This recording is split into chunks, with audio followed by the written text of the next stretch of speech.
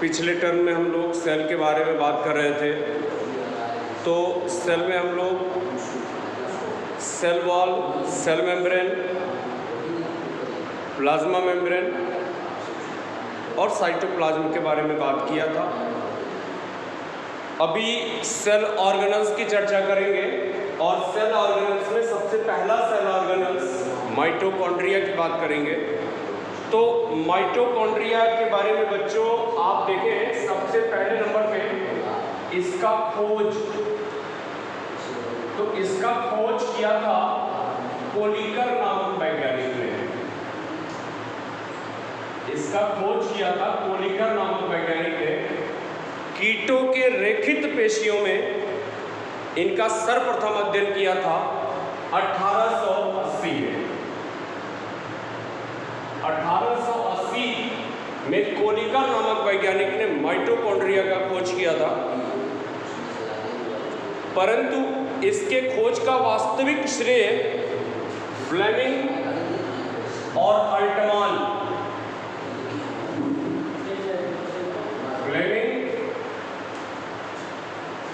और अल्टमान को दिया जाता है। 1880 में कोलिकर ने कीटों के रेखित पेशियों में माइटोकॉन्ड्रिया का सर्वप्रथम अध्ययन किया था और फ्लेमिंग तथा अल्टमान ने इनको पुनः अध्ययन किया, पुनः खोज किया। इसके बाद 1882 में फ्लेमिंग ने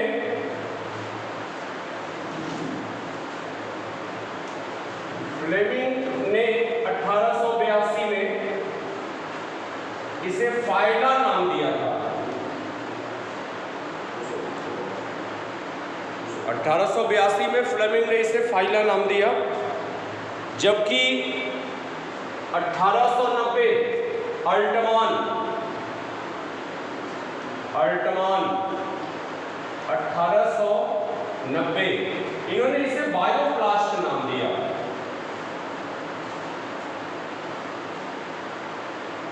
अल्टमान ने इसे बायोप्लास्ट नाम दे दिया। 1897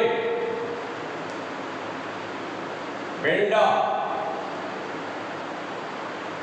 ने इनका नाम माइटोकॉन्ड्रिया रख दिया।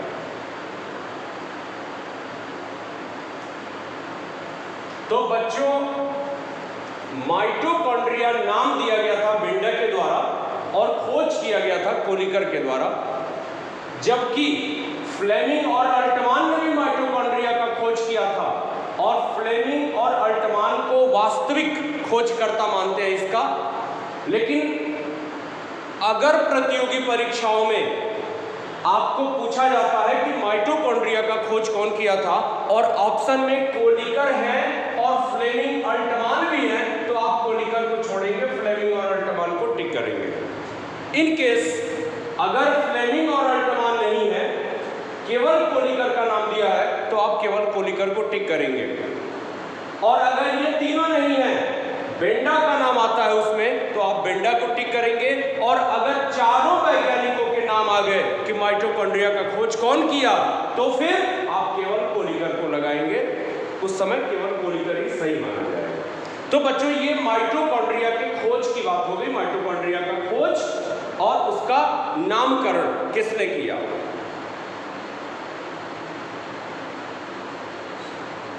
किसी भी कोशिका में उपस्थित सभी माइटोकॉन्ड्रियाओं को संयुक्त रूप से कॉन्ड्रियोसोम कहते हैं। बच्चों, ये नाम भी याद रखिएगा, कॉन्ड्रियोसोम।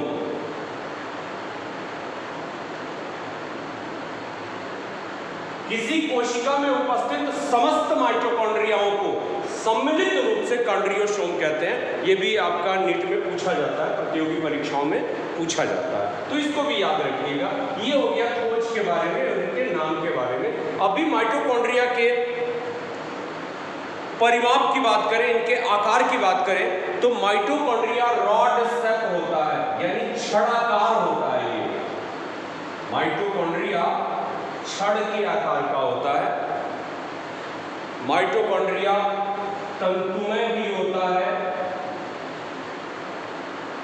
माइटोकॉन्ड्रिया अंडाकार भी होता है। ये विभिन्न प्रकार के शेप होते हैं माइटोकॉन्ड्रिया के। इनका परिमाप 0.5 माइक्रोन से 2 माइक्रोन तक इनका परिमाप होता है, यानी अति सूक्ष्म संरचनाएं होती हैं। ये नग्न आंखों से ये दिखाई नहीं देती हैं। इनकी संख्या की बात करें तो माइक्रोस्टेरियाज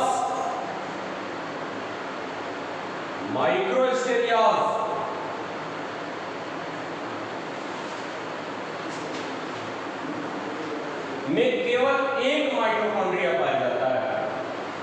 माइक्रोस्टेरियाज में केवल सिंगल माइटोकॉन्ड्रिया होता है, जबकि चूहे के लीवर की कोशिकाओं में हम देखें,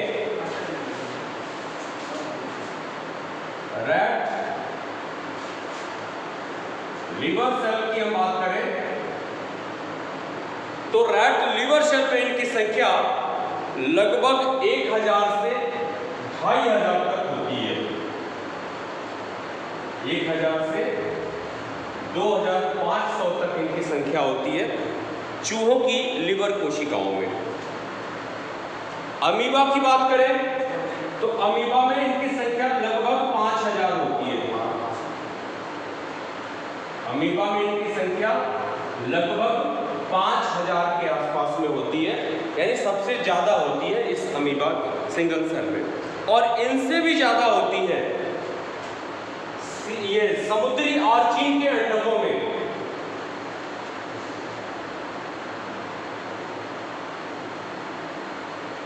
सी ऑर्चिन के एग में इनकी संख्या लाखों में पाई जाती है। ये सबसे ज्यादा होता है। 1.5 लाख से लेकर 3 लाख तक की संख्या समुद्री आर्चीन के अंडे में होती है माइटोकॉन्ड्रिया की। अभी माइटोकॉन्ड्रिया के अल्ट्रा स्ट्रक्चर की बात करें, माइटोकॉन्ड्रिया के संरचना की अगर हम बात करें तो विभिन्न आकार के होते हैं। ये छड़ाकार भी होते हैं, तंतुमय भी होते हैं, अंडाकार भी होते हैं, दानेदार भी होते हैं। तो ये विभिन्न प्रकार का संरचना होता है इनका। तो अभी कोई भी शेप हम मान लेते हैं, जैसे ये मान लिए माइटोकॉन्ड्रिया का ये शेप है, ये छड़ाकार या अंडे के आकार का ये माइटोकॉन्ड्रिया होता है। तो सबसे मेन चीज क्या है इसमें कि माइटोकॉन्ड्रिया 2 आवरणों से घिरा हुआ होता है। माइटोकॉन्ड्रिया 2 भित्तियों से घिरा हुआ होता है। तो अगर इनके माइटोकॉन्ड्रिया का एक छोटा सा पार्ट यहाँ से हम सेगमेंट यहाँ से काट देते हैं तो माइटोकॉन्ड्रिया की कटिंग करते हैं यहाँ से, तो दिखाई देता है कि माइटोकॉन्ड्रिया 2 दीवारों से मिलकर बना हुआ होता है। तो माइटोकॉन्ड्रिया की जो 2 दीवारें होती हैं, तो जो आउटर मेम्ब्रेन होता है ये आपका बाहर से आउटर मेम्ब्रेन यानी बाह्य आवरण, और ये होता है अंतः आवरण। अंतः आवरण तो बाह्य आवरण और अंतः आवरण। तो बाह्य आवरण तो कंटिन्यूअस होता है, बाह्य आवरण सतत होता है, लेकिन ये जो अंतः आवरण है, जो इनर लेयर है, यह अंदर की ओर अनेक अंगुली के समान संरचनाओं में मुड़ा हुआ होता है। ये ऐसे ये अंदर की ओर अनेक उंगली के समान संरचनाएं पाई जाती हैं इसमें। ये माइटोकॉन्ड्रिया की संरचना होती है। तो ये अंडे के आकार का या छड़ के आकार का एक संरचना होता है जो 2 दीवारों से घिरा हुआ होता है, बाह्य आवरण और अंतः आवरण। तो दोनों आवरणों के बीच में जो खाली जगह होता है इसको कहते हैं पेरीमाइटोकॉन्ड्रियल स्पेस, यानी परिशुद्रकणकीय अवकाश। परिशुद्रकणकीय अवकाश या पेरीमाइटोकॉन्ड्रियल स्पेस। और ये माइटोकॉन्ड्रिया की भीतरी दीवार अंदर की ओर उंगली के समान संरचनाएं बनाई हुई है।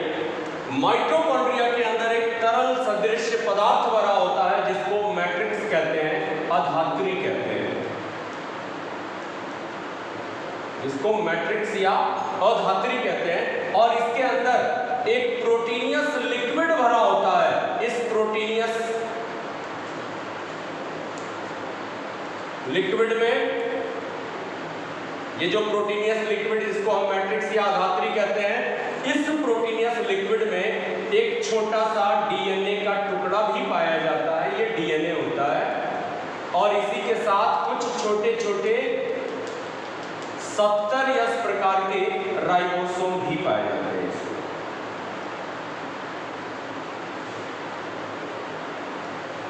70 या इस प्रकार के राइबोसोम भी पाए जाते हैं।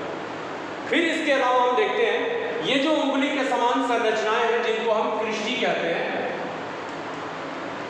जिन्हें हम क्रिस्टी कहते हैं, इन क्रिस्टियों पे छोटे छोटे टेनिस के रैकेट के समान कण पाए जाते हैं।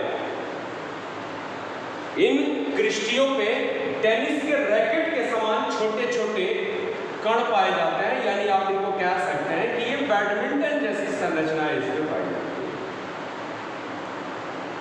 ये बैडमिंटन जैसी संरचनाएं इसमें पाई जाती हैं, ये सभी क्रिस्टियों पे पाई जाती हैं। इनकी लंबाई लगभग 70 से 100 एंगस्ट्रॉम होती है और इन दो रैकेट जैसे संरचनाओं के बीच में 70 से 100 एंगस्ट्रॉम का दूरी भी होता है, डिस्टेंस भी होता है। तो इन संरचनाओं को F1 कण कहते हैं, इन संरचनाओं को F1 कण कहते हैं। और इन संरचनाओं का यानी F1 पार्टिकल्स, जिसको ऑक्सीसोम भी कहते हैं, इस F1 पार्टिकल्स का खोज किया था फर्नांडिस और मोरेन ने। तो चूंकि फर्नांडिस और मोरेन ने इस F1 कण का खोज किया था, इसलिए फर्नांडिस के ही नाम से इसे F1 कण का भी नाम दिया जाता है। तो बच्चों, ये माइटोकॉन्ड्रिया की आंतरिक संरचना होती है। माइटोकॉन्ड्रिया दो दीवारों से घिरा हुआ होता है, बाह्य आवरण और अंतः आवरण होते हैं। इन दोनों आवरणों के बीच में खाली जगह होती है जिसको पेरीमाइटोकॉन्ड्रियल स्पेस कहते हैं। और इस माइटोकॉन्ड्रिया के अंदर एक प्रोटीनियस लिक्विड भरा होता है जिसको मैट्रिक्स यानी आधात्री कहते हैं। और इसके मैट्रिक्स में एक छोटा सा डीएनए पाया जाता है और 70 या इस प्रकार के राइबोसोम होते हैं। माइटोकॉन्ड्रिया का भीतरी आवरण अंदर की ओर मुड़के अनेक अंगुली के समान संरचना बनाता है। इन अंगुली के समान संरचनाओं को क्रिस्टी कहते हैं और इन क्रिस्टियों पे छोटे छोटे बैडमिंटन के समान रचना होते हैं जिनको F1 कण कहते हैं। तो ये इनकी संरचना होती है। अब बच्चों, यहाँ पे हम देखें कि इनमें डीएनए पाया जाता है और 70 या इस प्रकार का राइबोसोम होता है। तो चूंकि इसमें खुद का डीएनए होता है और 70 या इस प्रकार का राइबोसोम होता है, इसलिए यह एक प्रोकैरियोटिक सेल की तरह बिहेव करने लगता है। चूंकि डीएनए और 70 या इस प्रकार का राइबोसोम इनमें होता है, इसलिए यह प्रोकैरियोटिक सेल की तरह व्यवहार करता है। इस कारण इसे कोशिका के अंदर कोशिका कहते हैं या अर्ध स्वायत्त कोशिकांग कहते हैं।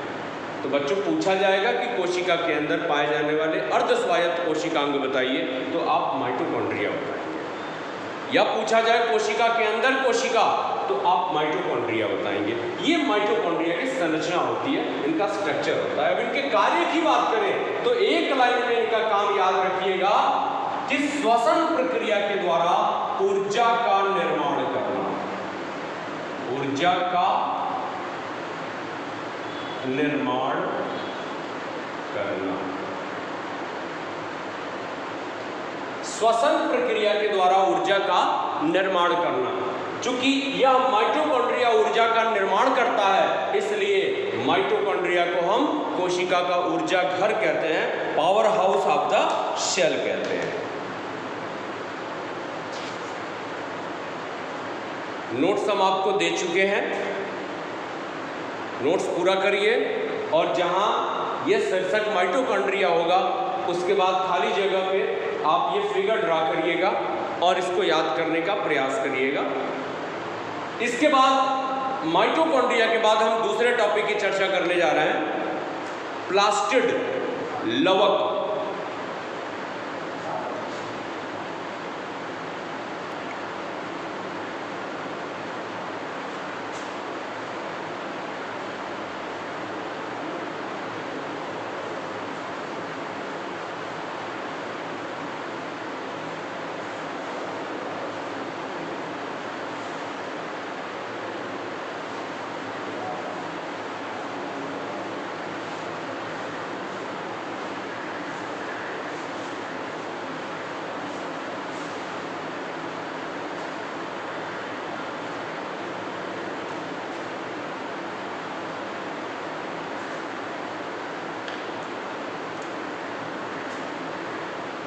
तो बच्चों, अगला टॉपिक हम बात करते हैं लवक यानी प्लास्टिड।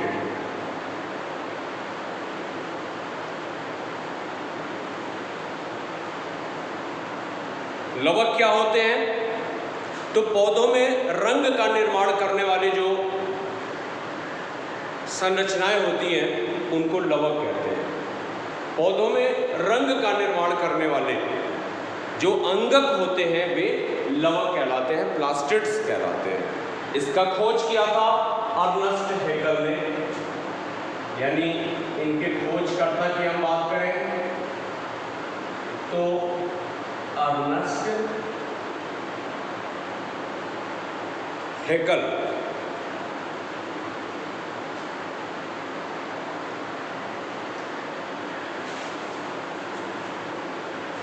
अर्नेस्ट हैकेल ने इसका खोज किया था 1865 में,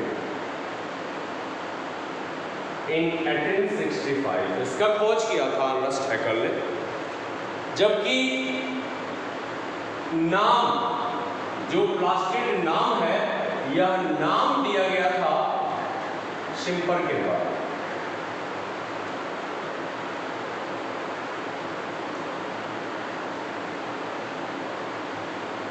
इसका नाम दिया था शिम्पर ने। तो खोज किया था हैकेल ने और नाम दिया था शिम्पर ने। ये प्रायः पादप कोशिकाओं में पाए जाते हैं, जंतु कोशिकाओं में नहीं पाए जाते हैं, और ये माइटोकॉन्ड्रिया से बड़े होते हैं जबकि केंद्रक से छोटे होते हैं। रंगों के आधार पे इन लवकों को 3 भागों में बांटा गया है। पहला अवर्णी लवक, अवर्णी लवक यानी ल्यूकोप्लास्ट। अवर्णी लवक यानी ल्यूकोप्लास्ट वे लवक जिनमें कोई भी रंग नहीं होता है, जो रंगहीन होते हैं, ऐसे लवक को हम अवर्णी लवक कहते हैं, ल्यूकोप्लास्ट कहते हैं। पाए कहाँ पे जाते हैं ये? तो पौधों के उन भागों में पाए जाते हैं जिन भागों पे प्रकाश नहीं पड़ता है, अर्थात ये प्रायः जड़ में पाए जाते हैं और सीड्स में भी पाए जाते हैं, बीजों में भी पाए जाते हैं। तो ये रंगहीन होते हैं, ये बिना किसी रंग के होते हैं। कार्य के आधार पे इस ल्यूकोप्लास्ट को फिर 3 भागों में बांटा जाता है। कार्य कैसा? तो ये भोजन का संचय करते हैं। अवर्णी लवक का मुख्य कार्य है भोजन का संचय करना, और भोजन के प्रकृति के आधार पर ये अवर्णी लवक 3 प्रकार के होते हैं। तो प्रकृति कौन कौन सी? पहली प्रकृति, अगर ये कार्बोहाइड्रेट का स्टोर करते हैं, कार्बोहाइड्रेट को संचित करते हैं, तो इनको एमाइलोप्लास्ट कहते हैं। एमाइलोप्लास्ट कहते हैं। ये मंड का संचय करते हैं। तो जब ल्यूकोप्लास्ट स्टार्च का संचय करेंगे, मंड का संचय करेंगे, तो इनको एमाइलोप्लास्ट कहेंगे, और जब ये प्रोटीन का संचय करेंगे तो इनको प्रोटीनोप्लास्ट कहेंगे।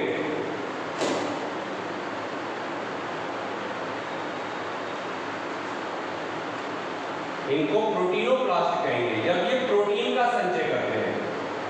और तीसरे नंबर पे जब ये वसा का संचय करेंगे,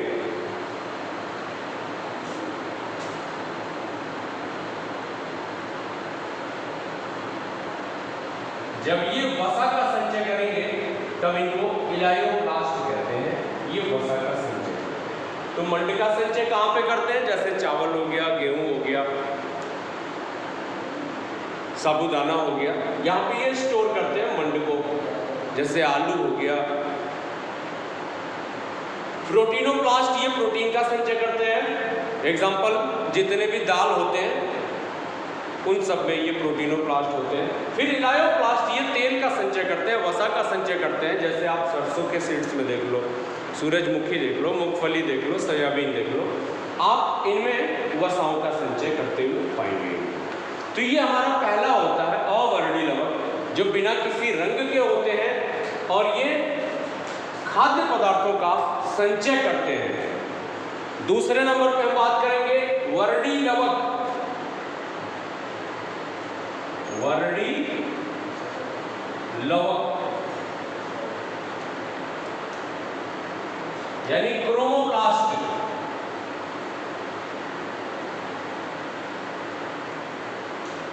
क्रोमोप्लास्ट ये रंगीन होते हैं, हरा रंग छोड़ के विभिन्न जितने भी कलर्स होते हैं, लाल, पीला, नीला, गुलाबी, बैगनी, ये जितने भी कलर होते हैं ये सब वर्डी लवक के द्वारा होते हैं। तो ये प्रायः पुष्पों और फलों में रंग को बनाने का काम करते हैं, रंग के निर्माण का काम करते हैं।